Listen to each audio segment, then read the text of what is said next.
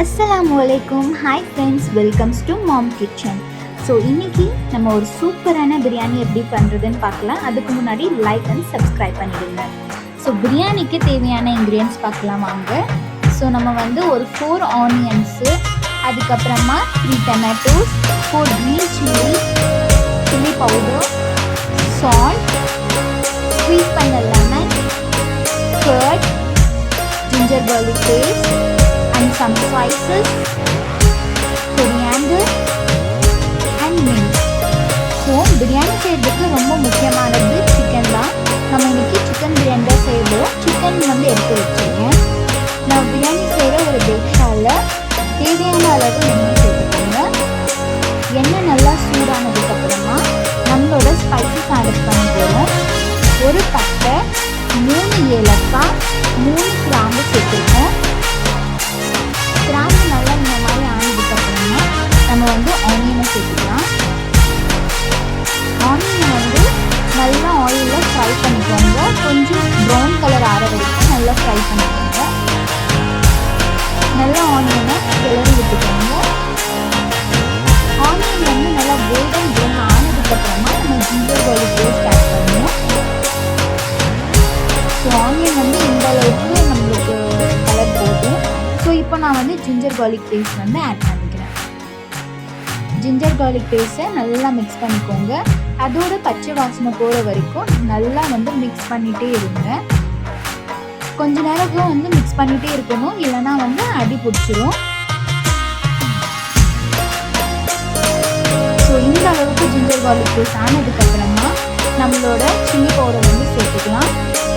Chilli powder சேர்த்து முடித்ததும் நான் சிக்கனும் ஆட் பண்ணிக்கிறேன். சிக்கன் ஆட் பண்ணிவிட்டு நல்லா இதை மிக்ஸ் பண்ணணும். ஸோ நம்மளுக்கு எவ்வளோ சிக்கன் தேவையோ அவ்வளோ நம்ம சேர்த்துருக்கோம் இன்னைக்கு.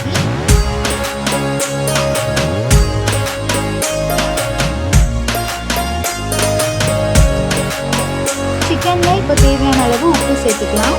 உங்களுக்கு எவ்வளோ டேஸ்ட்டுக்கு தேவைப்படுதோ அவ்வளோ மிக்ஸ் பண்ணிக்கோங்க.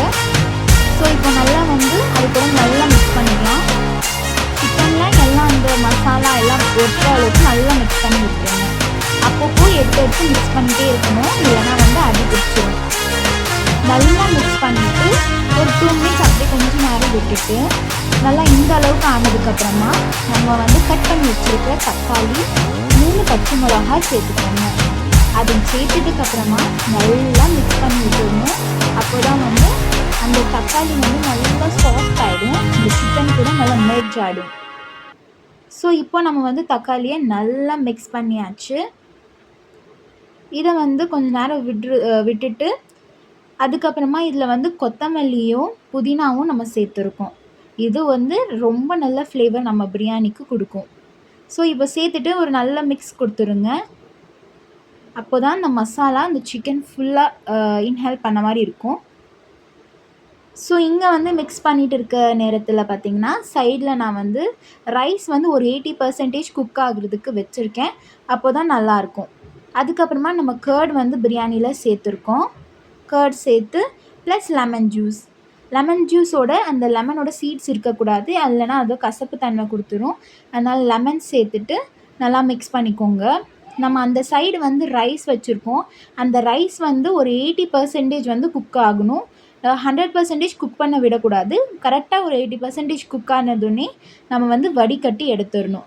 இந்த மாதிரி வடிகட்டி எடுத்துடணும்.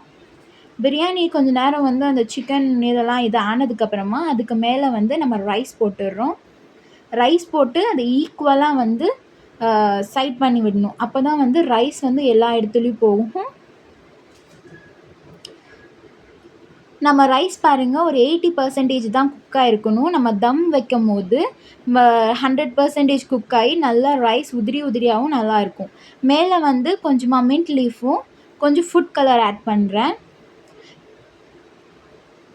இது ஆட் பண்ணதுக்கப்புறமா தம் வச்சிடணும். ஒரு 2 மினிட்ஸ்க்கு தம் வச்சோன்னா சூப்பரான பிரியாணி ரெடி ஆகிடும். ஸோ இது பாருங்கள், இப்போ நான் மிக்ஸ் பண்ணுறேன். அவ்வளோ சூப்பராக உதிரியாக சூப்பராக ரெடி ஆகிடுச்சு நம்ம பிரியாணி. ஸோ மசாலா பிரியாணியோட சூப்பராக இருக்கும் கைஸ். நல்லா மிக்ஸ் பண்ணணும். அவ்வளோ உதிரியாக சாஃப்டாக இருந்துச்சு பிரியாணி. ஸோ நம்ம பிளேட்டிங் பார்த்துடலாம். ஸோ இன்றைக்கி நாங்கள் வந்து சிக்கன் பிரியாணி வித் சிக்கன் 65 அது கூட கொஞ்சமாக சட்னி வச்சுருக்கோம். ஸோ டேஸ்டான எம்மியான பிரியாணி ரெடி.